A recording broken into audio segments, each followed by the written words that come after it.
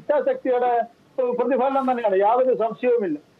കഴിഞ്ഞ കാലങ്ങളിൽ അല്ലെങ്കിൽ അജി തോമസ്, കുടുംബാരോഗ്യ സർവേ ശ്രദ്ധിച്ചിരുന്നോ? ദേശീയ കുടുംബാരോഗ്യ സർവേയുടെ ഒരു റിപ്പോർട്ട് വന്നിട്ടുണ്ടായിരുന്നു, അത് ശ്രദ്ധയിൽപ്പെട്ടിരുന്നോ? ആരോഗ്യ സൂചികയിൽ ഏറ്റവും മികച്ചത് മൻമോഹൻ സിംഗിന്റെ കാലഘട്ടമാണ്, നരേന്ദ്രമോദിയുടെ കാലഘട്ടത്തെ തട്ടിച്ചുകൊണ്ടുള്ള ഒരു റിപ്പോർട്ടാണ്. ദേശീയ കുടുംബാരോഗ്യ സർവേയുടെ റിപ്പോർട്ടാണ് അത് വന്നത്.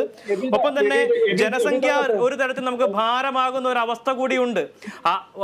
അത് അത് അത് പ്രധാനമായിട്ടും 5 വർഷത്തേക്ക് 60% ആളുകൾക്ക് സൗജന്യമായിട്ടുള്ള അരിയും സാധനങ്ങളും കൊടുക്കുമെന്ന് പറയുന്നു. പക്ഷേ ഈ രാജ്യത്തെ ഭൂരിഭാഗം വരുന്ന ആളുകളും ഗവൺമെന്റിന്റെ സൗജന്യത്തിന് വേണ്ടി കാത്തിരിക്കേണ്ടി വരുന്ന ഒരു സാഹചര്യം എന്ന് പറയുന്നത്, ഈ രാജ്യം ഇപ്പോൾ കടന്നു പോകുന്നത് ഏറ്റവും അധികം തൊഴിലില്ലായ്മയുടെ ഒരു കാലത്തിലൂടെയാണ് എന്നുള്ള റിപ്പോർട്ടുകളൊക്കെ സ്വാഭാവികമായിട്ടും വരുന്നുണ്ട്. അതൊക്കെ അങ്ങ് അറിയുന്നുണ്ട്.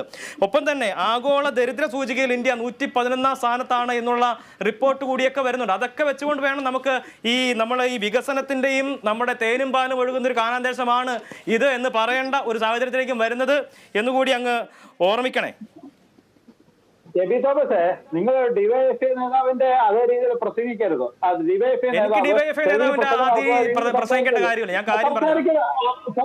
സംസാരിക്കരുത് എബി തോമസേ. നിങ്ങൾ ആ സ്റ്റുഡിയോയിൽ ഒന്ന് പുറത്തിറങ്ങി നോക്കൂ. നിങ്ങളുടെ സ്റ്റുഡിയോയിൽ പുറത്തോട്ട് പോകുന്ന റോഡ് എന്താണ്? ആ റോഡ് എന്താണ്? അത് നിങ്ങൾ അതിനെ കുറിച്ച് മനസ്സിലാക്കുക. ഇന്ന് നിങ്ങൾ അടിസ്ഥാന സൗകര്യങ്ങളുടെ കാര്യത്തിൽ എവിടെയാണ് നമ്മൾ പുറകിൽ നിൽക്കുന്നത്? ആരോഗ്യ മേഖലയിൽ എവിടെയാണ് പുറകിൽ നിൽക്കുന്നത്?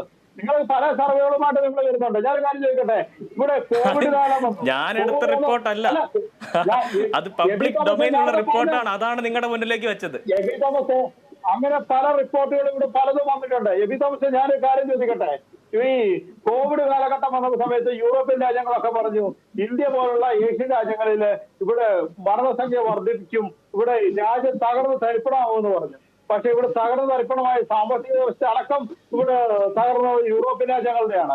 ഈ രാജ്യം ഫലപ്രദമായി അതിനെ അതിജീവിച്ചു. ഒരു വ്യക്തി പോലും കോവിഡ് കാലത്ത് ഇവിടെ പട്ടിണി കിടക്കേണ്ടി വന്നിട്ടില്ല. ആർക്കും ഇവിടെ പാത്രവുമായിട്ട് എവിടെയും പോയി യാചിക്കേണ്ടി വന്നിട്ടില്ല.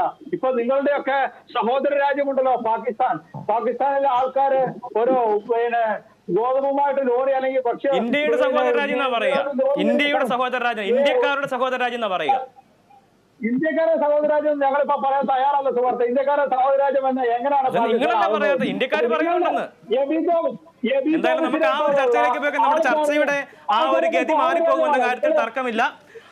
അതുകൊണ്ട് തന്നെയാണ് ശ്രീ ചാക്കുണ്ണി ഈ ഒരു വിഷയം അത് പൊളിറ്റിക്കൽ കൂടിയാണ്. ഇത്തരത്തിലൊരു ബജറ്റ് വരുമ്പോൾ അത് പൊളിറ്റിക്കൽ കൂടിയാണ്. അപ്പോൾ ഇത്തരത്തിലുള്ള ആക്ഷേപങ്ങളും കാര്യങ്ങളൊക്കെ ഉണ്ടാകും. എന്തായാലും രാജ്യത്തിന്റെ സാമ്പത്തിക വളർച്ച എന്ന് പറയുന്നത് വളരെ മുന്നോട്ട് പോയിരിക്കുന്നു എന്നുള്ള വിശകലനങ്ങൾ ഉണ്ടായിട്ടുണ്ട്. പക്ഷേ അവിടെയും